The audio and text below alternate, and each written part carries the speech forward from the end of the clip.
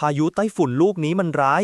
สถานกงสุลใหญ่ไทยในฮ่องกงประกาศปิดทำการชั่วคราวหลังฮ่องกงยกระดับเตือนภัยซูเปอร์ไต้ฝุ่นรากาสา